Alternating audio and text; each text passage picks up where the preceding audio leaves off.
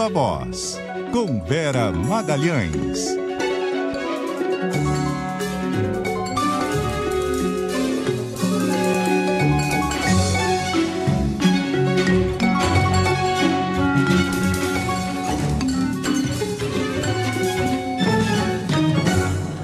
Viva Voz, Vera Magalhães, boa noite. Oi, Bocardi, boa noite, Marcela, todo mundo que nos ouve e nos assiste. Boa noite, Vera. Ô Vera, como é que foi o clima aí nessa reunião de chefe de Estado do Mercosul para marcar a despedida do Brasil da presidência rotativa do bloco? A gente tem várias crises e, só para citar uma delas, a dificuldade de selar um acordo com a União Europeia. Exatamente, Bocardi, o climão foi meio melancólico, né? Aquela despedida ali sem boas notícias para anunciar. Até tentaram embalar ali com alguma pompa e circunstância um acordo do bloco com Singapura e a entrada da Bolívia, mas não era isso que se tinha em mente. O que se tinha em mente era que o Brasil encerrasse a sua presidência temporária do Mercosul com um anúncio realmente de que tinha sido selado o acordo com a União Europeia depois de 23 anos de tratativas, mas o negócio emperrou. E não faltaram críticas da parte do presidente do Uruguai, Lacalle Pou, que tem sido uma voz ali muito crítica a vários aspectos da condução do Mercosul e dos seus mecanismos internos, e também não foi diferente nesse encontro no Rio de Janeiro. Ele desceu a lenha em várias coisas, disse que o bloco não quer se modernizar, que ele é muito cético quanto a que em algum momento vá ser selado esse acordo com a União Europeia, porque cada país pensa apenas em si, apenas em ganhar mais, e que o melhor é inimigo do bom, e que não adianta cada país ficar reivindicando para si condições especiais e detalhes e se atendo a filigranas, quando não se consegue pensar no bloco e assim não vai conseguir fechar o acordo. Então foi uma fala bastante crítica na Casa do Brasil, fez críticas inclusive ao Brasil e aos países que são os fundadores do Mercosul, dizendo que eles acabam colocando óbices que atrapalham o fechamento do acordo. E ele está querendo, a gente sabe, o pano de fundo dessas críticas é porque o Uruguai quer fechar um acordo bilateral com a China. E o Mercosul, nesse momento, funcionaria como uma espécie de um entrave para isso. Então, ele está meio falando, olha, se o bloco não consegue andar, se não consegue avançar, que liberem os seus membros para avançarem primeiro, para irem na frente, para fecharem os seus próprios acordos. Não era nada disso que o Lula esperava ouvir como anfitrião e como presidente temporário do bloco. Então foi uma bela água no chope. O Lula se referiu também à dificuldade de selar o acordo com a União Europeia, disse que isso já leva 23 anos, mas ele, diferentemente do presidente do Uruguai, defendeu que se continue tentando, que é preciso insistir, continuar tentando, porque isso vai ser importante para os países e que nada é impossível, como mostraram os avanços que houve nesses 23 anos. Então o tom ali um tanto de decepção, mas o Lula tentando não deixar a peteca cair, tentando manter no ar a possibilidade de que o acordo seja selado em algum momento. Vera, acho que outra crise que agora também está em voga, principalmente nessas discussões do Mercosul, é a recente investida da Venezuela com relação àquele território de Essequibo que fica na Guiana.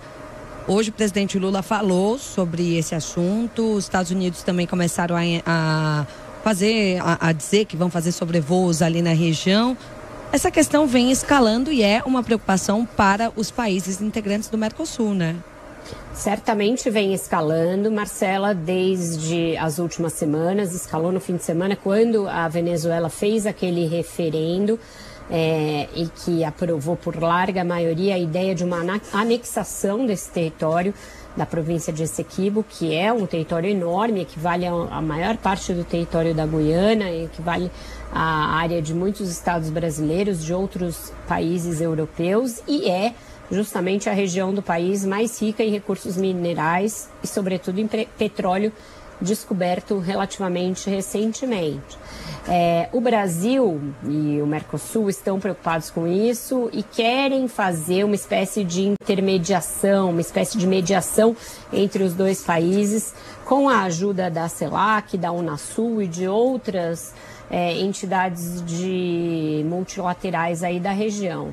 O Brasil se ofereceu, inclusive, para sediar esses encontros de negociação. Qual é a dificuldade maior do Lula, do Mercosul, e que fica ali subjacente a essas declarações? A dificuldade de condenar com mais veemência as movimentações da Venezuela, do governo Nicolás Maduro. O Lula não chega a dizer que a Venezuela está extrapolando e que é ela que está provocando aquilo que ele chama de risco de instabilidade, de risco de uma guerra na região. Ele fala, olha, os dois países têm que conversar. É mais ou menos a posição que o Brasil adotou em relação à guerra da Rússia contra a Ucrânia, que foi tão questionada, né? Porque ele dizia que os dois tinham que sentar para conversar, quando na verdade foi a Rússia que foi lá e invadiu a Ucrânia, declarou uma guerra contra a Ucrânia, já dura aí mais de ano, quase 2 anos, com as consequências que a gente conhece. No caso da Venezuela, a gente ainda não saiu das ameaças, não tem nenhuma investida por solo, nem por ar, não tem nada no plano militar até aqui de tentativa de invasão da Guiana, mas a mobilização também é crescente. O Exército da Guiana vem fazendo exercícios, o Brasil reforçou a segurança da fronteira, inclusive com as Forças Armadas, e agora tem essa entrada dos Estados Unidos na discussão com as forças militares dizendo que vão conduzir exercícios militares lá na Guiana, inclusive com sobrevoo e com outras formas de presença militar. Isso dá uma nova dimensão ao conflito, porque é um ator externo ao continente intervindo de alguma maneira. Então, o ideal é que não se chegue a esse momento, não se chegue a esse ponto, que realmente os esforços diplomáticos sejam para que a Venezuela recue da intenção de invadir o território do país vizinho.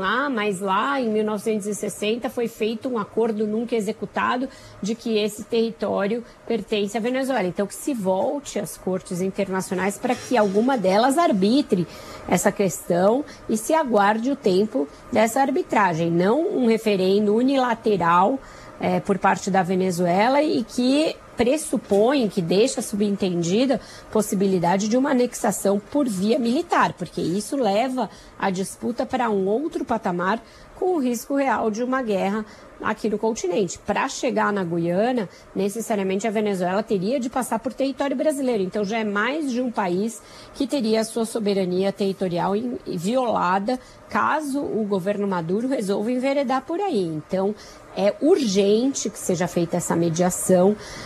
O Brasil está se colocando ali como um agente neutro nisso. O Lula vai ser criticado pela oposição por isso, por não conseguir dar uma palavra mais dura contra a Venezuela e contra o governo Maduro, mas foi o que ele fez hoje. Manifestou corretamente a preocupação, corretamente disse que isso coloca a estabilidade do continente em xeque, mas faltou ali uma palavra mais firme em relação à Venezuela, algo que pelo fato do Maduro ser um aliado, o Lula não conseguiu fazer até agora. Vera, voltando à questão ali da reunião, né, do chefe de Estado do Mercosul, teve a despedida também do presidente da Argentina, Alberto Fernandes, recebeu afago de Lula, e aí complica um pouquinho mais aí a questão com o governo Milei, que está assumindo domingo. Pois é, né, Bocardi, porque o Lula fez uma fala ali de amigão pro Alberto Fernandes, uma fala que cabe eles sendo amigos, mas não nesse contexto, né? É um contexto de uma reunião de chefes de Estado e não de amigos. Ele fez inclusive alusão ao fato de que o Alberto Fernandes o visitou na carceragem da Polícia Federal quando ele esteve preso no âmbito da Lava Jato, e que ele nunca vai se esquecer disso. O Lula tem misturado muito essas instâncias, principalmente quando ele fala do período em que ele ficou preso de Curitiba, ele demonstra essa gratidão muito grande em relação a quem o apoiou, a quem ficou do lado dele nesse que foi o momento mais difícil da vida dele. Mas ao transpor para uma reunião de chefes de Estado, um discurso assim tão pessoal, ele também turva o início da relação com o futuro governo. A gente sabe que existem discrepâncias ideológicas brutais entre o governo brasileiro do Lula, do PT, portanto, e um futuro governo de Javier Milei, que é identificado com a extrema-direita. Isso já vai ser um fator de tensão nas relações. Se você traz componentes assim de simpatia pessoal para essa conversa, você acaba dificultando. E o que os funcionários do Itamaraty têm dito para quem cobre mais de perto essa questão do Mercosul e do acordo entre União Europeia e Mercosul frustrado até aqui, é que as objeções postas pelo governo da Argentina nessa reta final foram mais impeditivas para fechar o acordo do que aquelas colocadas pelo governo da França. Ou seja, todo esse rapapé com o Alberto Fernandes, você vai fazer muita falta, é muito triste me despedir de você dessa maneira, que levam a coisa para o lado pessoal, omitem o fato de que a Argentina foi decisiva para atrapalhar se fechasse o acordo nessa reta final. Na verdade, acho que o Alberto Fernandes não quis colocar essa cereja no bolo e deixar para o Milei colher eventuais frutos. Então, é ruim quando você transforma uma reunião de chefes de Estado numa coisa de brodagem, de camaradagem com amigos. Vamos ver, né? Mudando um pouco de assunto, Vera, voltando para a política interna, até as questões que a gente vem tratando aqui ao longo da semana com relação ao Congresso, a agenda que é de interesse do governo. Foi adiada a apresentação do relatório da MP da subvenção do ICMS, uma pauta vital para o ministro da Fazenda, Fernando Haddad, e esse prazo acaba só encurtando, né? O que a gente pode falar a respeito disso? Pois é, Marcelo, o Haddad está tão empenhado nessa pauta que ele nem ficou para participar da reunião dos chefes de Estado. Saiu do Rio, voltou para Brasília para participar dessas negociações. Mas emperrou de novo. Havia uma expectativa de que o relator da MP das subvenções apresentasse o relatório dele hoje, e isso não aconteceu, ficou para a semana que vem, e a gente sabe que a apresentação do relatório é ainda um primeiro passo, porque ainda estamos na fase da comissão, e o que está pegando é que não se chega a um consenso quanto ao texto, quanto aos termos do que o governo vai querer cobrar das empresas, retirando delas a possibilidade de incluir um monte de coisa que hoje está inclusa em subvenção do ICMS. Uma parte começou a ser negociada num outro projeto que estava tramitando em separado e que deverá ser anexado à SMP, que é o projeto que fala sobre a respeito de juros sobre capital próprio, que é uma outra modalidade que as empresas usam para pagar menos imposto federal. O governo gostaria de restringir ao máximo essa modalidade, encontrou outras resistências, recuou bastante, mitigou muito a sua própria proposta e deverá acrescentá-la à MP. Mas tudo isso atrasa, tudo isso leva um grande grau de incerteza ao texto e vai reduzindo aquilo que o governo esperava arrecadar mais com essas medidas. Então, essa ideia de acabar, ou praticamente acabar, com a possibilidade de você pagar menos impostos com esse mecanismo de juros sobre capital próprio, deveria render 10 bilhões a mais de arrecadação. A AMP, do jeito que ela estava, poderia render até 35 bilhões. Diante dessas incertezas e da negociação que tem que ser feita no texto para que ele passe, esse valor vai caindo e tudo isso vai pondo pressão sobre a própria meta fiscal estabelecida pelo ministro Fernando Haddad. Vera, e o que está por trás dessa história aí do bate-boca do Haddad com o Romeu Zema pela renegociação da dívida do Estado de Minas ali? Qual é o fundo político dessa disputa? Tem uma dificuldade nos termos da renegociação. O governo de Minas está jogando pesado aí e o Haddad criticou bastante o governador Romeu Zema. O que está por trás das declarações, principalmente, que ele fez hoje ali, com críticas ao Zema, dizendo que tudo que ele fez foi endividar Minas, etc., é que ele está querendo demonstrar que está do lado do presidente do Senado, Rodrigo Pacheco, contra o governador de Minas. Existe, claro, uma divergência conceitual entre o governo federal e o governo de Minas em torno disso, Mas o Haddad acusou o Zema de ter governado os últimos anos praticamente às custas de recursos federais, ter aumentado o endividamento de Minas, que era de cerca de 100 bilhões para 160 bilhões, não ter conseguido resolver esse problema, mesmo sendo aliado do governo anterior. Então foram várias as estocadas que o ministro deu. E aí disse que a pior coisa que ele pode fazer, sendo que não fez nada nesses 5 anos, é agredir o Pacheco, né, o presidente do Senado, que é aquele que vai pautar um acordo que for fechado. Então, que não é hora de ficar fazendo graça pela imprensa e nem de bater boca. Então, ele saiu em defesa do Rodrigo Pacheco. Os dois são adversários regionais, o presidente do Senado e o governador, e o ministro, com isso, saiu em defesa do Pacheco, de quem ele defende largamente para que muitas dessas pautas da agenda econômica avancem. Rodrigo Pacheco é um aliado do governo, não só na agenda econômica, tem toda a questão dos vetos, tem a nomeação do Dino, então tem muitos assuntos que passam pelo Senado, e nesse momento o Haddad também quis fazer um gesto de apreço ao presidente do Senado. Vera, queria falar sobre um outro senador. Está avançando agora também um processo que pede a cassação do atual senador Sérgio Moro, ele que é ex-juiz, ex-ministro. Hoje ele chegou a ser ouvido no processo que corre na Justiça Eleitoral lá no Paraná e se recusou a responder às perguntas. Qual, numa análise, você que tem acompanhado esse caso, qual seria um desfecho provável para essa história, hein?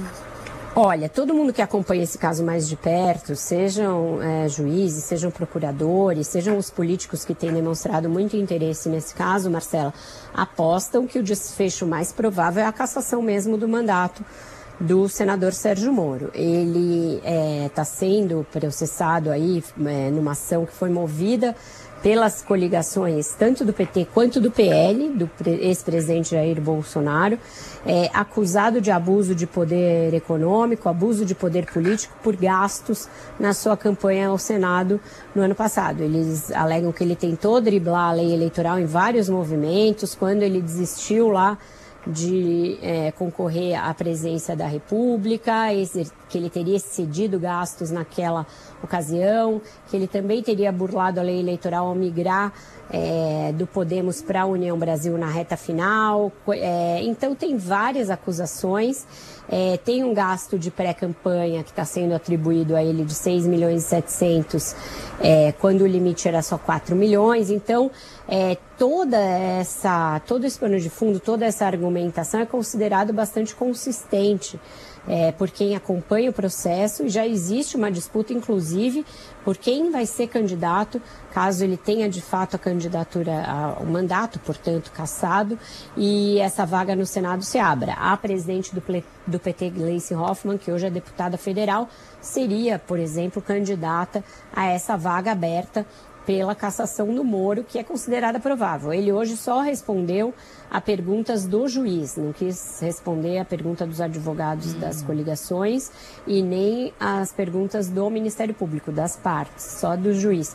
E aí ele se diz perseguido, é até um pouco irônico, né, porque ele usou argumentos que muitos dos investigados por ele na Lava Jato usavam, que era a perseguição política, que ele era alvo de uma sistemática perseguição, reclamou inclusive da coligação do PL estar entre os que questionam a lisura do seu mandato, etc.